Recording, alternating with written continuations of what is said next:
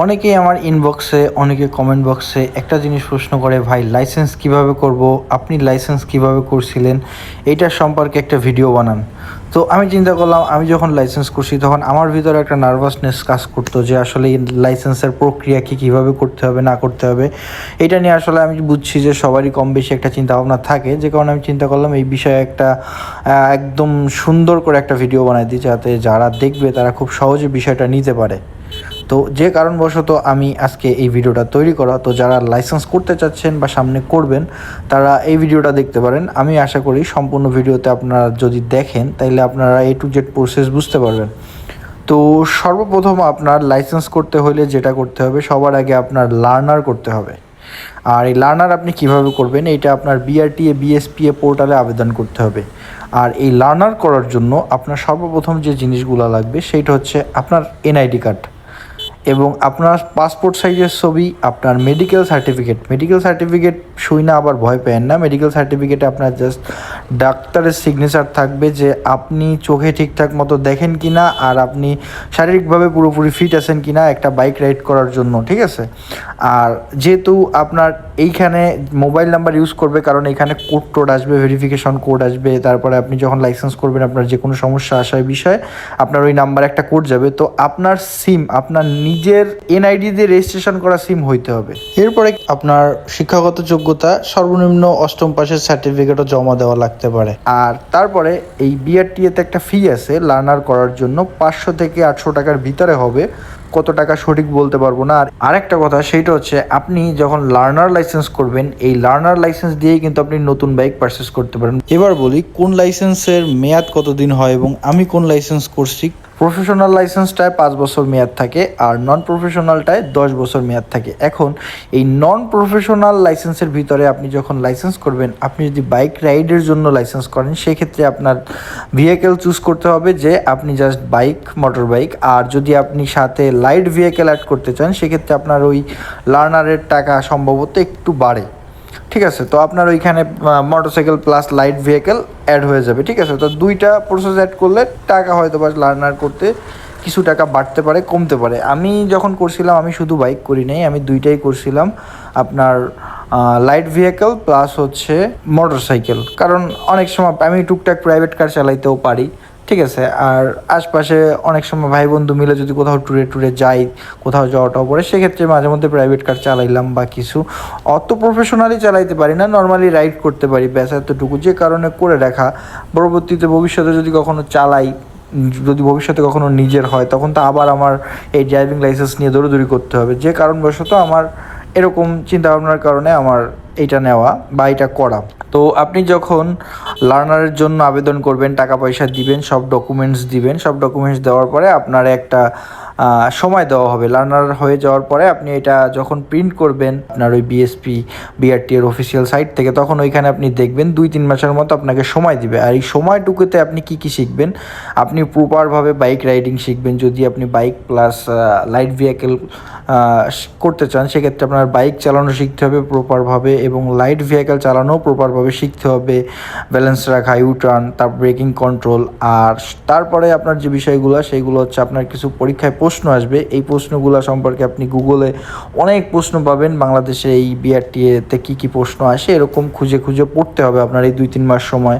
তারপর আমাদের বাংলাদেশে যে রাস্তার পাশে যে সাইনগুলো থাকে, এই সাইনগুলো আপনার পড়তে হবে যে আসলে কোনটা কিসের সাইন, কোনটা দেখলে থামতে হবে, কোনটা দেখলে কি হয় না হয়, রোড সেফটি, এইসব বিষয়ে আপনার। তারপর বাইকের বা প্রাইভেট কারের মেকানিজম সম্পর্কে জানতে হবে, ঠিক আছে। এই ধরনের প্রশ্ন আসবে আপনার। তো এইগুলা সব হয়ে গেলে যখন আপনার পরীক্ষার ডেট আসবে, মানে 2-3 মাস যখন হয়ে যাবে, তখন আমার যেটা হয়েছিল, আমি কিন্তু আমার প্রসেসটা শেয়ার করতেছি, আমি অন্যদেরটা বলতে পারবো না। আমার সাথে যেটা হয়েছিল আমি সেইটাই বলতেছি। তো আপনার যখন পরীক্ষা দিতে যাবেন আপনার সর্বপ্রথম বায়োমেট্রিক দিতে হবে। বায়োমেট্রিকে আপনার কী করতে হবে আমি বলি। আপনার ফিঙ্গারপ্রিন্ট নিবে, দেন হচ্ছে আপনার ছবি তুলবে, দেন আপনার সিমে একটা কনফার্মেশন কোড যায়, আর ওই কোডটা আপনার দিতে হয়। ব্যাস এতটুকু হচ্ছে আপনার বায়োমেট্রিকের সময় কাজ। এরপরে আপনার যেটা করবেন সেটা হচ্ছে আপনার পরীক্ষা আছে 3টা পরীক্ষা। প্রথমে আপনার লিখিত পরীক্ষা দিতে হবে, তারপর ভাইভা দিতে হবে এবং লাস্টে আপনার ফিল্ড টেস্ট। তো তো লিখিত পরীক্ষায় আপনার সম্ভবত 20টা প্রশ্ন আসে। আমি যখন দিছিলাম তখন 20টা প্রশ্ন, তখন আরও 1-1.5 বছর 2 বছর আগের কথা, এখন নতুন নিয়ম হয়েছে কিনা জানি না, বাট 20টা প্রশ্ন আসে, তার ভিতরে 12টা প্রশ্নের উত্তর আপনার সঠিক দিতে হবে। যদি আপনি লিখিত পরীক্ষায় পাশ করেন দেন আপনাকে ভাইভাতে ডাকবে, সিরিয়াল বাই সিরিয়াল ভাইভাতে ডাকবে, এবং ভাইভাতে ডেকে আপনাকে কিছু সাইন দেখাবে। এই সাইনগুলো কোনটা কী সাইন এগুলা বা কোনো প্রশ্ন করতে পারে, সেই প্রশ্নের উত্তর দিতে হবে। যদি আপনি সঠিক উত্তর দিতে পারেন তারপরে আপনার আসবে ফিল্ড টেস্ট, এবং ফিল্ড টেস্টে গিয়ে আপনার বাইক বলেন, প্রাইভেট কার বলেন, আপনি যেগুলো অ্যাড করবেন আপনার লাইসেন্সে সেইগুলোর পরীক্ষা দিয়ে দেখাতে হবে। বাইক হলে আপনার বাইকের একটা আপনার ওইখানে রুট বানানো থাকবে, ওইখানে পাও না ফেলায় ওই রুটটার ভিতরে চালায় আসতে হবে। যদি আপনার পাও পড়ে যায় তাহলে আপনি ফেল, পরবর্তীতে আবার আপনাকে সময় দেওয়া হবে, তখন আবার গিয়ে পরীক্ষা দিতে হবে। তো এই হচ্ছে বিষয়, আপনার সব কিছু হয়ে যাবে, আপনার বায়োমেট্রিক, তারপরে আপনার ভেরিফিকেশন যা যা আছে কমপ্লিট হবে, কিন্তু আপনার পরীক্ষা যদি আপনি ফেল করেন সেইটা আপনার পরবর্তীতে আবার গিয়ে দিতে হবে। এইভাবে যদি আপনি 3টা পরীক্ষায় পাশ করেন, লিখিত পরীক্ষা, ভাইভা প্লাস ফিল্ড টেস্টে পাস করেন, তারপরে আপনার এইখান থেকে এরপরে আপনার টাকা জমা দিতে হবে। লাইসেন্স করতে যত টাকা লাগে ওইখানে দেওয়া থাকবে, ওই টাকা আপনি যখন জমা দিবেন 1-2 দিনের ভিতর আপনার যেটা অনলাইন যে লাইসেন্সটা ওইটা আপনি আপনার বিআরটি এর যে আপনার বিএসপি সার্ভার আছে ওই সার্ভারে গেলে পেয়ে যাবেন। ওইখান থেকে আপনি ডাউনলোড করে এটা প্রিন্ট করে আপনি বাইক চালাতে পারবেন। এরপরে গিয়ে আপনার একটা সময় গিয়ে আপনি যেটা স্মার্ট কার্ড আছে স্মার্ট কার্ডটাও পেয়ে যাবেন। যখন পেয়ে যাবেন আপনার কাছে কনফার্মেশন মেসেজ চলে আসবে, তখন আপনি আপনার এলাকার যে পোস্ট অফিস আছে পোস্ট অফিস থেকে এটা সংগ্রহ করতে পারবেন। এইখানে আরেকটা কথা আছে, কথা হচ্ছে আপনি যখন লাইসেন্স করবেন তখন কিন্তু আপনি যদি আপনার এনআইডি কার্ডে যে লোকেশন দেওয়া আছে যে আপনি যেখানে থাকেন আর বর্তমান লোকেশন যদি এক না হয়, সেক্ষেত্রে আপনি যে প্রথমে যে আপনি ডকুমেন্টসগুলো দিছেন তার সাথে আপনার ইউটিলিটি বিলের একটা ডকুমেন্টস দেওয়া লাগতে পারে। আমার লাগছিল, যে কারণে আমি এটা বললাম, কারণ আমার গ্রামের বাড়ি বাগেরহাটে, বাট আমি এখন বর্তমানে ঢাকায় থাকি আর লাইসেন্স আমি ঢাকাতে বসেই করছি, যে কারণে 2টা লোকেশন এক না, যার কারণবশত আমার ইউটিলিটি বিল দেওয়া লাগছিল।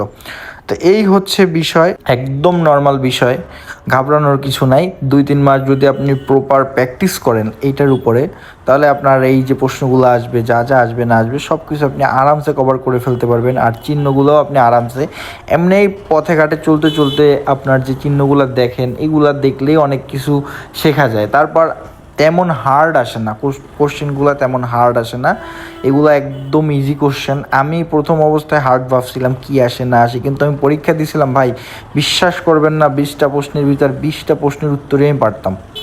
ঠিক আছে, মানে আমার প্রিপারেশন এমন ছিল যে আমি টোটালি ফুল। তারপরে আপনার যখন পুলিশের কাছে গেছি, একটা পুলিশ থাকে, পুলিশ বলতে সার্জেন্ট বা এরকম কিছু ভাইবা পরীক্ষা যে নেয়, সে আমাকে 2-3টা প্রশ্ন করছে প্রথমে ব্যাক টু ব্যাক, 3টার উত্তর দেওয়ার 3টার উত্তর একদম বলতেছে, আমি সাথে সাথে উত্তর দিতেছি, দেন আবার আরও 1-2টা করছে, আমি সবগুলোর উত্তর দিছি, দেওয়ার পরে এখান থেকে বেরোয় তারপর আমার যখন ফিল্ড টেস্ট আসছে তখন আমি ফিল্ড টেস্ট করছি।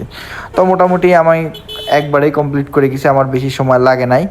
আর আপনারাও চেষ্টা করলে পারবেন ভাই, এটা তেমন কোনো বড় বিষয় না, জাস্ট নিজের উপর কনফিডেন্স থাকতে হবে আর প্রপার আপনার ট্রেনিং থাকতে হবে। মানে আপনার যে সময়টুকু দেবে সেই সময়টুকুর ভিতরে আপনি ট্রেনিং করে প্রস্তুত হয়ে যাবেন।